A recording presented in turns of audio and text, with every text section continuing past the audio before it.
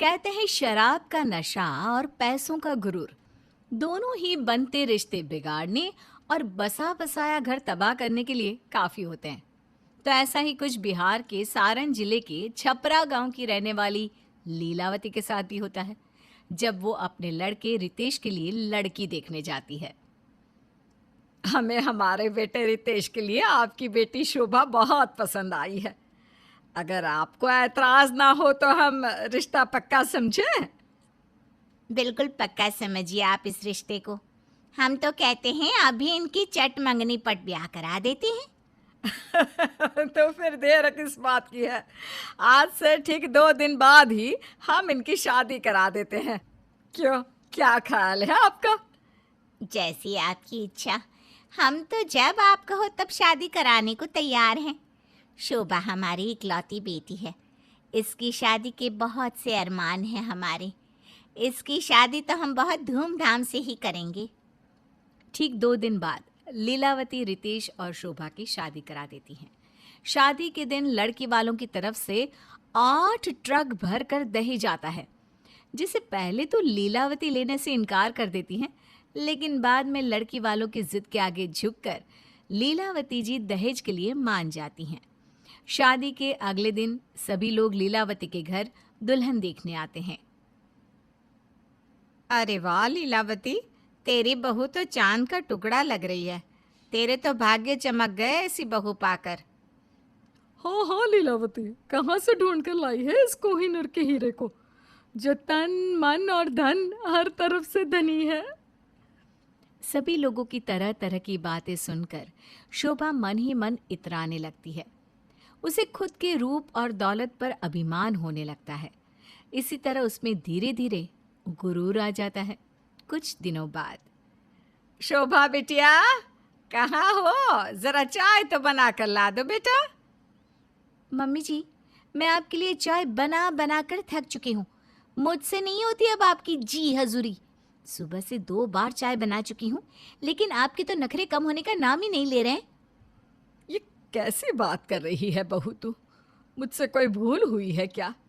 सुबह से मैंने तो तुझे एक बार भी चाय बनाने के लिए नहीं कहा। तूने खुद अपनी मर्जी से दोपहर में चाय लाकर दी थी मुझे। तो जब एक बार चाय पी ली है ना, तो दोबारा क्यों मांग रही हैं? मुझे मेरी माँ ने यहाँ आपके लिए चाय बनाने के लिए नहीं भेजा है, जो 24 घंटे आपके ही पीछे घूमती रहूं। इतना कहकर शोभा वहां से चली जाती है, जिसके बाद लीलावती अपना सर पकड़कर बैठ जाती हैं। उसे शोभा की बातें बेहद चुभ जाती है। मन ही मन उसे शोभा को अपनी बहू बनाने पर पछतावा होता है। थोड़ी देर बाद लीलावती का बेटा रितेश घर आता है और अपनी माँ को दुखी देखकर पूछता है। क्या हुआ माँ? आप इतनी दुखी क्यों है? घर में सब ठीक तो है ना? क्या बताऊं बेटा, आजकल शोभा का बर्ताव कुछ अटपटा सा हो गया है। वो बहुत बदल चुकी है। आप ठीक से बात तक नहीं करती। माँ, ये घर उसके लिए नया है ना, इसलिए शायद वो ऐसा बर्ताव कर रही होगी। थोड़े दिनों बाद अपने आप ढल जाएगी, आप चिंता मत कीजिए। रितेश की बात सुनकर लीलावती को थोड़ी शांति मिलती है।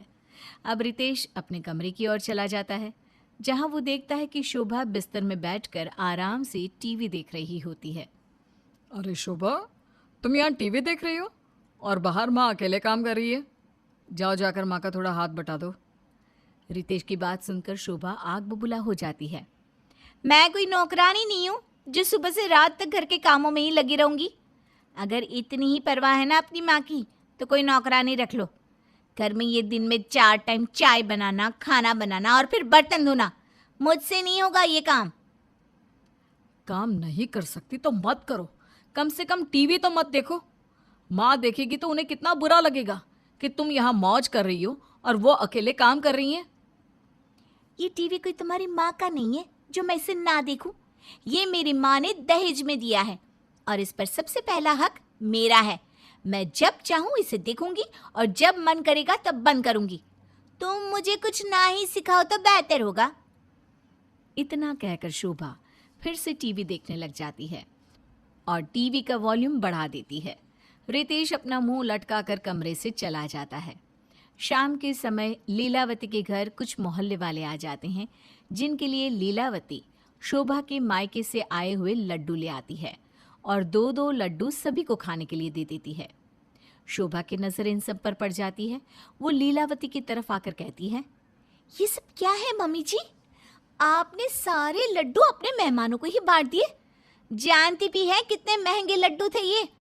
अरे तो क्या हुआ बहू, इसमें कौन सी बड़ी बात है, लड्डू ही तो है। अगर तुझे पसंद है तो मैं रितेश से कहकर तेरे लिए मार्केट से मंगवा दूंगी बेटा। जितनी आपकी बेटी की तनख्वाह है ना, उससे कहीं ज्यादा महंगे हैं ये लड्डू। जानती है, बाजार में इनकी कीमत 2000 रुपए किलो से कम नहीं होगी। शुद्ध देसी घी में बने 24 कैरेट सोने के बरख लगे लड्डू हैं ये। और अपने सारे लड्डू इन लोगों में ऐसे बांट दिए जैसे कोई दान करके गया है आपको।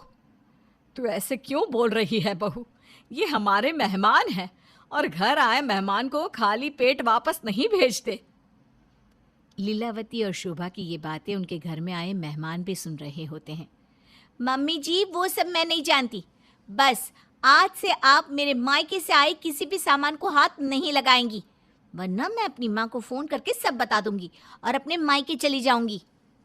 मुझे माफ कर दे बेटा, गलती हो गई मुझसे। आज से मैं तेरे मायके से आए किसी भी सामान को हाथ नहीं लगाऊंगी। अब खुश?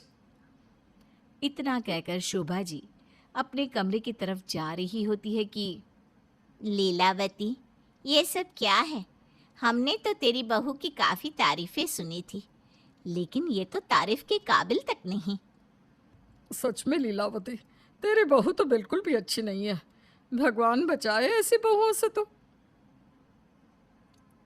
आज तक तो हमने इसकी सिर्फ बाहरी सुंदरता देखी थी, लेकिन आज हमने इसका ये कुरूप भी देख लिया। अरे क्या करना है ऐसी बहू का जो सिर्फ दिखने में सुंदर हो? आखिर गुण और संस्कार नाम की भी तो कोई चीज होती है। अरे ऐसा कुछ नहीं है जैसा आप लोग समझ रहे हो। मेरी बहू बहुत अच्छी है और दिल की भी साफ है। आप लोग उसे गलत समझ रहे हो। आज जरा उसके सिर में दर्द है ना, इसलिए ऐसा बर्ताव कर रही है। वरना जब से वो इस घर में आई है, सारा काम अकेले वो खुद करती है। मुझे तो एक बर्तन तक नहीं उठाने देती। मैं सच में बहुत भाग्यशाली हूँ जो शोभा जैसी बहू मिली है मुझे। अपनी सास के साथ इतना बुरा बर्ताव और सख्त बातें करने के बाद भी उनके मुंह से अपने लिए ऐसे शब्द सुनकर शोभा हैरान रह जाती है। मम्मी जी के पास मेरी चुगली और बुराई करने का कितना अच्छा मौका था, फिर भी उन्होंने मेरे खिलाफ एक शब्द नहीं बोला। उल्टा सबके सामने मेरी झूठी तारीफ कर रही हैं, जिससे मोहल्ले और लोगों के बीच में मेरा नाम बदनाम ना हो। ये मैं क्या कर रही हूँ? ये सब सोचते हुए उसकी आंखों से आंसू बहने लगते हैं। अब उसे अपने किए पर बहुत पछतावा होने लगता है। वो तुरंत भागते हुए अपने कमरे में चली जाती है और बैठकर रोने लगती है। आधे घंटे बातचीत करने के बाद सारे मेहमान लीलावती के घर से चले जाते हैं। मेहमानों के जाने के बाद लीलावती फिर से अपने काम में जुट जाती है और रसोई में चली जाती है। थोड़ी देर बाद शोभा भी रसोई में आती है और अपनी सास लीलावती को काम करते देखकर कहती है, माँ जी आप रहने दीजिए, आज रसोई मैं संभाल लूँगी। आप सुबह से काम कर रही हैं, अब थक गई होंगी। अरे नहीं नहीं शोभा बेटिया, मैं बिल्कुल ठीक हूँ और कुछ खास काम भी नहीं है रसोई में। तो अपने कमरे में जाकर आराम कर ले बेटा। ये आप कैसी बात कर रही हैं मम्मी जी? आप इस तरह काम करेंगी और मैं जाकर आराम करूँगी तो अच्छा थोड़ी ना लगेगा। ऐसा कीजिए, आप अपने कमरे में जाइए और आराम कीजिए, यहाँ का काम मैं कर लूँगी। अचानक बहू का ऐसा बदला स्वभाव देख लीलावती हैरान रह जाती है और बहू के बार बार बोलने पर अपने रूम में चली जाती है, जिसके बाद शोभा सारा काम करने लगती है। अगले दिन सुबह लीलावती रसोई की तरफ जा रही होती है कि वो देखती है शोभा उससे पहले ही रसोई में पहुंच चुकी थी। अरे शोभा बेटिया, तू इतनी सुबह सुबह रसोई में क्या कर रही है? कुछ चाहिए था तो मुझे बोल देती, मैं बना देती तेरे लिए। माँ आप तो ऐसे बोल रही हैं जैसे मैं कोई पराई हूँ। ये मेरा भी तो घर है, और वैसे भी मैं आपके लिए चाय बनाने आई थी। आपको सुबह के समय चाय पीने की आदत है ना, इसलिए। कृतिका ने बहुत लड़ झगड़ कर अपने पति विनोद से काजू मंगवाए थे। इतनी लड़ाई होने के बाद भी विनोद सिर्फ 100 ग्राम ही काजू लेकर आया था। इतने कम काजू देखकर कृतिका को बड़ा गुस्सा आता है। तुम्हें शर्म नहीं आई दुकान वाले से 100 ग्राम काजू खरीदते हुए? मैंने तुमसे काजू लाने को कहा था, लेकिन तुम इतने कम काजू लेकर आ जाओगी ये तो मैंने सोचा भी नहीं था।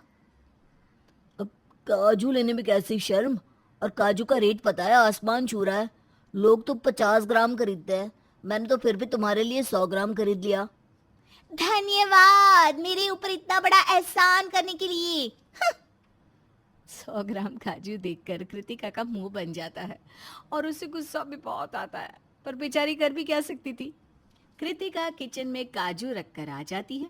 अगली सुबह जब कृतिका उठती है और किचन में काजू लेने जाती है तो वो देखती है कि काजू का डिब्बा पूरी तरह से खाली है। खाली काजू का डिब्बा देखकर कृतिका की आंखें फटी की फटी रह जाती है। मेरे काजू कहाँ चले गए? रात को मैंने इसी डब्बे में तो रखा था।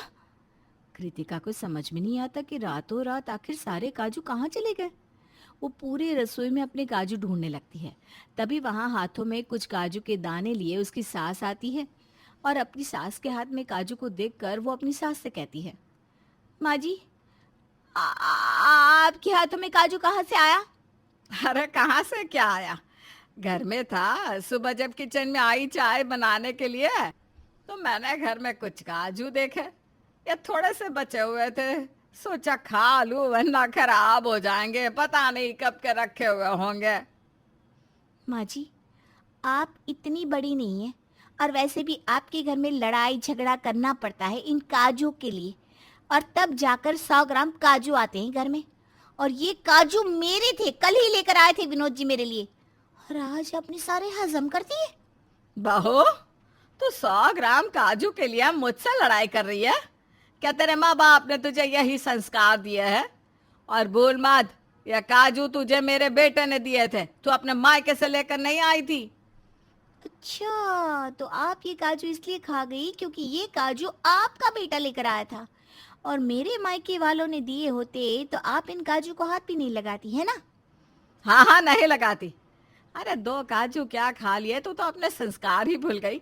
जबकि ये काजू मेरा बेटा लेकर आया था।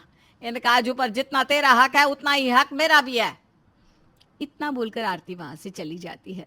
पर कृतिका को बहुत गुस्सा आता है क्योंकि कई दिनों तक लड़ाई करने के बाद विनोद उसके लिए 100 ग्राम काजू ले आया था, और इन काजू में से बेचारी कृतिका ने काजू का एक दाना भी नहीं खाया था।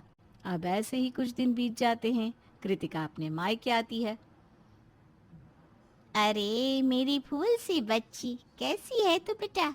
ससुराल में इतनी कमजोर हो गई, तेरे सास ससुर तुझे कुछ खाने को नहीं देते क्या? उनसे कुछ बची तब ना मुझे मिले। 1 महीने तक मैंने विनोद जी से लड़ाई करी, तब जाकर वो मेरे लिए सिर्फ 100 ग्राम काजू लेकर आए, और वो भी सारे उनकी माँ खा गई। माँ, इस बार जब मैं ससुराल जाऊंगी ना तो मुझे तुम विदाई में सिर्फ काजू भर के देना। ये भगवान, कैसे ससुराल वाले हैं, मेरी बेटी को काजू के लिए तरसा दिया। यहाँ तो मेरी बेटी का एक दिन ऐसा नहीं जाता था कि काजू ना खाए। चिंता ना कर बेटा, जब तू अपने ससुराल जाएगी तो मैं तेरे लिए बहुत सारे काजू पैक कर दूंगी। अब तो मैं अपने मायके से काजू लेकर जाऊंगी, और तब देखती हूँ कैसे खाती है माँ जी मेरे काजू। अगर उन्होंने मेरे मायके का काजू खाया ना, तब उन्हें उन्हीं की बात याद दिलाऊंगी। अब इसी तरह से कुछ दिन बीत जाते हैं और कृतिका अपने मायके से इस बार बहुत सारे काजू लेकर आती है। किचन में काजू का डिब्बा सबके सामने रख देती है। जब आरती की नज़र काजू पर पड़ती है तो उसके मुंह में पानी आ जाता है और वो थोड़े काजू निकाल लेती है।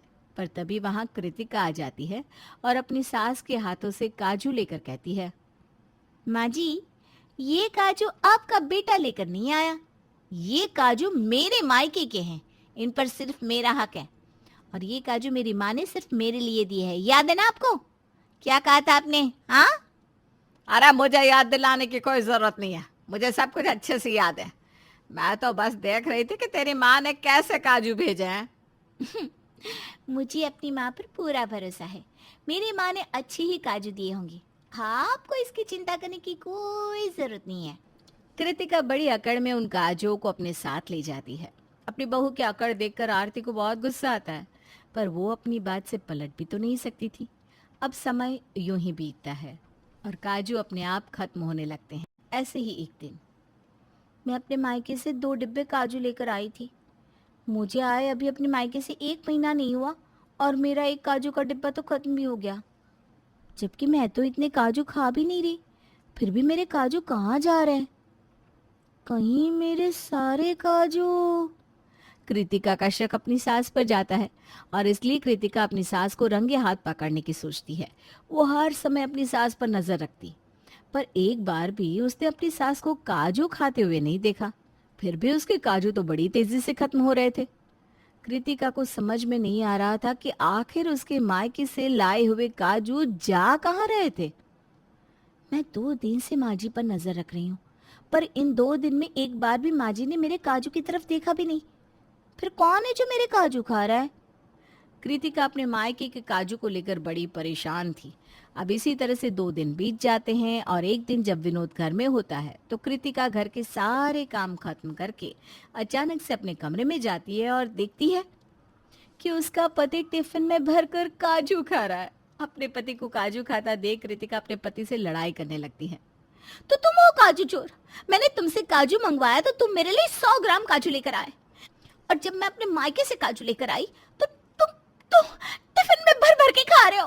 अब तुम्हें शर्म नहीं आ रही एक बार में 500 ग्राम काजू खाते हुए? अरे इसमें शर्म कैसी? अगर ये काजू तुम्हारे मायके के है तो क्या मेरे ससुराल के नहीं है? मुझे कुछ नहीं पता। मेरे मायके के काजू तुम नहीं खाओगे, और अब तक तुमने जितने भी काजू खत्म किए हैं ना, वो सब मुझे चाहिए। अरे यार कैसी पत्नी हो तुम, इतने से काजू के लिए अपने पति से लड़ रही हो? हाँ, क्योंकि ये काजू मुझे तुम या तुम्हारी माँ लाकर नहीं देते। मैं अपने मायके से लेकर आई थी ये काजू, वो भी अपने लिए, जिसे तुम अकेले चट कर गए। तुम जानते भी हो मैंने माँ जी पर शक किया था, पर वो तो निर्दोष निकली। इसलिए अब जब तक तुम मेरे लिए काजू लेकर नहीं आओगे मैं तुमसे बात नहीं करूंगी। क्या? इन काजू के लिए तुमने मेरी माँ पर शक किया? हाँ किया, क्योंकि तुम्हारी माँ भी तुम्हारी तरह है, मुझे काजू लाकर नहीं देती और फिर मेरे काजू छुप कर खा जाती हैं। पर इस बार उन्होंने मेरे मायके के काजू नहीं खाए क्योंकि हमारी लड़ाई हो गई थी। पर तुम खा गए, इसलिए मुझे मेरे काजू चाहिए। अरे तुम्हारे मायके वाले बहुत अमीर है, इस बार जब दोबारा मायके जाओ तो 4 डब्बे काजू लेकर आना। बेशर्म आदमी, वो काजू मैं अपने मायके से लेकर आई थी, वो भी मांग कर। मैं तुम्हें तब तक माफ नहीं करूंगी जब तक तुम मेरे काजू लेकर नहीं आओगे। कृतिका के मायके के सारे काजू उसका पति खा चुका था, इसलिए कृतिका विनोद से बहुत लड़ाई करती है और जब तक विनोद उसे काजू लाकर नहीं दे देता वो उसे माफ नहीं करती। घर का कोई भी अच्छा काम होता तो सास शीला की देवरानी से ही कराती। पता है क्यों? अरे शीला हट तू परे जा, अरे न जाने पेट में कितने मुर्गे और बकरे को खाकर बैठी है। अरे सासू माँ 15 दिन हो गए नॉनवेज खाए, आप तो कुछ भी कहती रहती हैं। अरे 15 दिन पहले खाया भी तो आधा किलो था, इतना मांस निकलने में भी तो वक्त लगता है ना। तभी शीला की देवरानी आ जाती है। लाइए माँ जी, कहाँ आप दीदी को समझा रही हैं? उन्हें तो अभी तंदूरी दे दो, चट कर जाए। तंदूरी कहाँ है? बटर एक्स्ट्रा डलवा दो ना, बहुत मन कर रहा है खाने को, और साथ में ना रुमाली रोटी हो जाए तो फिर क्या कहना। अरे देखो देखो जरा कैसे जेब लपलपा रही है मैडम की। कोई कहेगा कि इसकी शादी ऐसे घर में हुई है जहां हम मच्छर भी नहीं मारते और ये बकरा खा जाती है। शीला को तो अब आदत हो गई थी, जब तक अकेली थी घर पर राज करती, लेकिन शाकाहारी देवरानी के आ जाने के बाद से ही वो घर में रुतबा खोती जा रही थी। अरे क्या हाल बना रखा है। कल तेरी देवरानी का फोन आया था, कह रही थी कुछ सिखाओ शीला दीदी को। क्या हो गया है? देवरानी की हिम्मत कैसे हो गई जेठानी को हड़काने की? अरे जाने देना माँ, मैं नहीं सोचती इतना। ये लोग ना मैं नॉनवेज खाती हूँ उसी बात का इश्यू बना रहे हैं। लेकिन मैं तो मैं हूं ना। पागल है तू। नॉनवेज इतना जरूरी है कि घर पर अपनी इज्जत खो रही है। अरे सास को नहीं पसंद तो ना खा, क्या जरूरत है। अरे क्यों ना खाऊं? बहन, ना खाना अपनी मर्जी का हर इंसान का हक है। वैसे भी माँ, मैं उनकी इज्जत करती हूँ, ये कम है क्या? देख ले बेटा, ज्यादा पढ़ा दिया है ना मैंने तुझे, तो तेरे सवालों का जवाब नहीं है मेरे पास। जो सही लगे कर।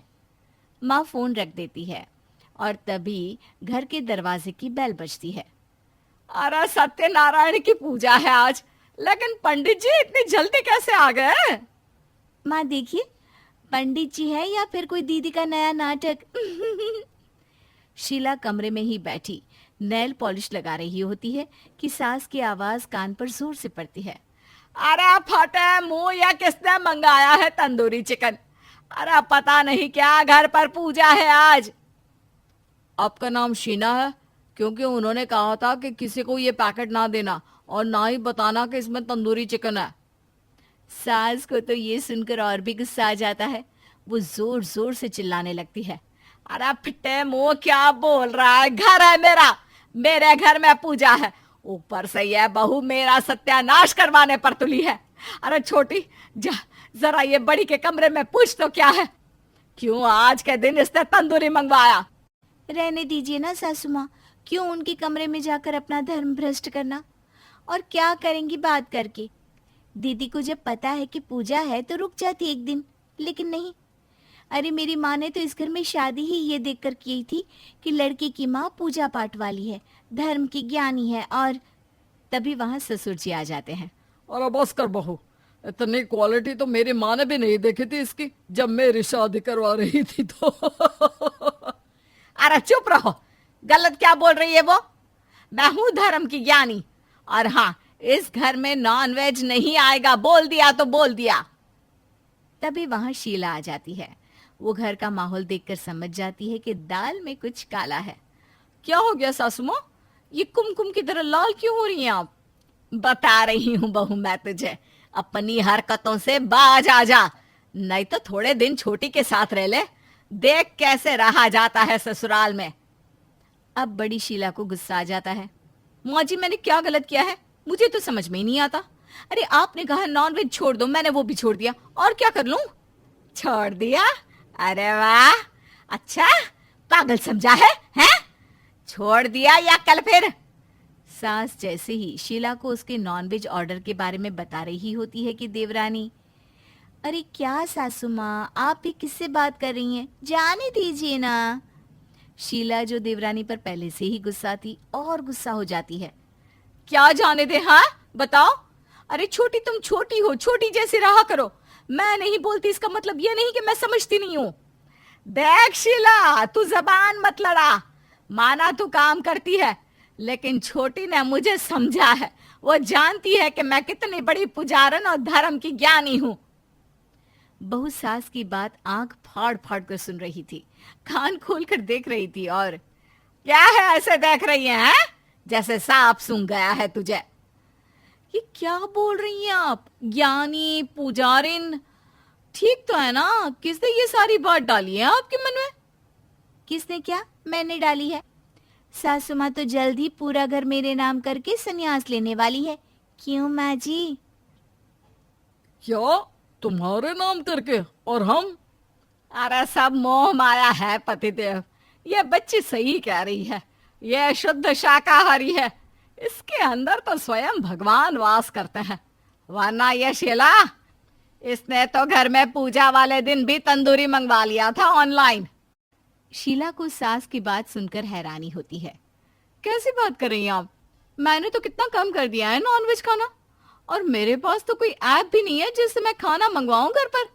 अच्छा, तो तू क्या कहना चाहती है कि छोटी ने ऑर्डर किया तेरे नाम से? तभी शीला का पति आ जाता है। क्या कहा? अरे शीला, वो तंदूरी का ऑर्डर छोटी ने किया था, तुम तो बोल रही थी कि। अरे नहीं नहीं, मैंने नहीं ऑर्डर किया, मैं क्यों करूंगी? अरे वो भी जब मैं तंदूरी खाती नहीं। और तो और उस दिन जिस दिन घर में पूजा हो, वो भी पूरे 520 रुपए का। ना जी ना, उतने में तो पनीर टिक्का मंगवा लेती। छोटी बोली जा रही थी कि ससुर बोल पड़ते हैं। छोटे, तुझे कैसे पता कि तंदूरी 520 रुपए का है, जबकि हम लोगों ने तो उसे तभी वापस कर दिया था। अब छोटी का मुंह बन जाता है कि शीला तुरंत देवरानी के हाथ से मोबाइल छीनकर फूड ऐप खोल लेती है।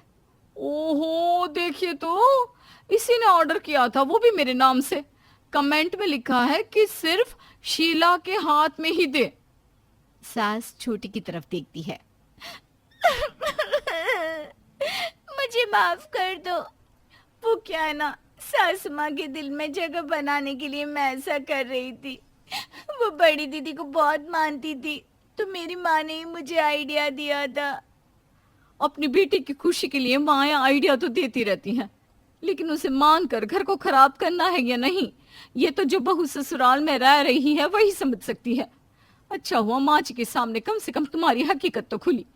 क्यों माँ जी, अब क्या कहेंगी आप? मेरी बड़ी बहू तो हीरा है, हीरा। चल, आज रात मैं तुझे पार्टी देती हूँ, 520 रुपए वाली तंदूरी की। दिवाली का त्योहार रोशनी के साथ आजकल तोहफों के त्योहार के तौर पर भी मनाया जाता है। लेकिन क्या बात है बहू, सारा काम करके तैयार है? कोई खास बात है क्या? लग रहा है तेरे घर वाले आने वाले हैं हम लोगों को दिवाली देने। भाई इस बार तो मुझे ना बनारसी साड़ी चाहिए, बोल देना अपनी माँ को। माँ, दिवाली को तो अभी 4 दिन बाकी है। मैं माँ को बोल दूंगी कि आपको बनारसी साड़ी दे दे। वैसे भी ऐसे तो कभी हुआ नहीं कि वो लोग दिवाली में गिफ्ट देने ना आए हो। हाँ वो तो है। वैसे भी बच्चे पूछ रहे थे कि मामा कब आएंगे, मामा कब आएंगे। वो क्या है ना, पटाखे भी तो चाहिए, हमेशा मामा ही लेकर आता है, तो इस बार कैसे बच्चे पटाखे के बिना रहेंगे। तू खाना बना ले, फोन कर ले। वो क्या है ना, फिर साड़ी की मैचिंग चूड़ियाँ और ब्लाउज भी तो सिलवाना है। नहीं नहीं माँ जी, मैं फ़ोन नहीं करूँगी। मैंने खाने की पूरी तैयारी कर ली है। वो क्या है ना, भाई भाभी के लिए और बच्चों के लिए मैंने सब कुछ बनाया है, बस वो लोग आ जाए। तभी वहाँ सिम्मी का पति आ जाता है। सिम्मी, ये लो, आज के गल्ले के 10,000 तिजोरी में डाल दो। कितनी बार बोला है माँ को पैसे दिया करो, बड़ी वो है, मैं नहीं हूँ। अरे कोई बात नहीं बहू, तू रख ले पैसे, ये ले चाबी। ना ना माँ जी, आप बड़ी हैं, पैसे आप ही रखिए। सास बेटे से पैसे लेकर तिजोरी में रख देती है। माँ, ये तो अच्छा है कि हम लोगों के खाने का काम है। होटल को सरकार ने लॉकडाउन में बंद नहीं किया, लेकिन कई बिजनेस तो लॉकडाउन में ऐसे ठप हो गए कि अभी तक नहीं उठे। सिम्मी पति की बात सुनकर कुछ सोचने लगती है। अरे सिम्मी, तू क्यों चिंता कर रही है? पालने वाला ये नहीं, वो है ऊपर वाला। सास की बात सुनकर सिम्मी थोड़ा रिलैक्स हो जाती है, लेकिन बात तो ये है कि उसे प्रॉब्लम है क्या। खैर, अगले दिन, बहू आज धनतेरस है, जाकर कुछ घर के लिए बर्तन और सोने के गहने ले आ। तेरे घर से तो दिवाली आज भी ना आई। अरे माँ को अपनी बोलना, बेटी पर खर्चा करने से पैसे कम नहीं होते। सिम्मी को सास की बात का बुरा लगता है। वो घर से तैयार होकर निकल जाती है बाजार, जहाँ जाकर वो ढेर सारी खरीदारी करती है। लेकिन जैसे ही वो घर की ओर निकल रही होती है कि उसे एक बर्तन की दुकान में माँ और भाभी दिखाई देती हैं। अरे, माँ ने बताया नहीं कि वो बाजार जा रही है। देखो तो क्या खरीदारी हो रही है माँ और भाभी की। लगता है मेरे घर आने के लिए सामान ले रही होंगी। वैसे भी बता दूं कि सास के ताने सुन सुनकर मेरे कान पक चुके हैं। सिम्मी जैसे ही दुकान के अंदर जाती है, माँ जी चम्मच ही लेते हैं, वो क्या है ना, पैसे भी नहीं है। हाँ बहू, तू जैसा सही समझ। कभी नहीं सोचा था कि ऐसा दिन आएगा कि दिवाली भी मनाने के लिए पैसे नहीं होंगे। सिम्मी दूर से माँ की बात सुनकर परेशान हो जाती है। वो दुकान वाले के पास जाती है, कुछ बात करके उन्हें पैसे पकड़ा देती है और वहाँ से चली जाती है। दुकानदार सिम्मी की माँ से कहता है, अब बहन जी, आप लोग हमारी दुकान की लक्की कस्टमर है, ये गिफ्ट हैम्पर हम लोगों की तरफ से आपको। ये बोलकर वो ढेर सारे बर्तनों को पैक करके उन्हें दे देता है। अरे माँ जी, ये तो कमाल ही हो गया। क्या बात है, कहाँ एक चम्मच नहीं ले पा रहे थे और देखिए तो कितने सारे बर्तन।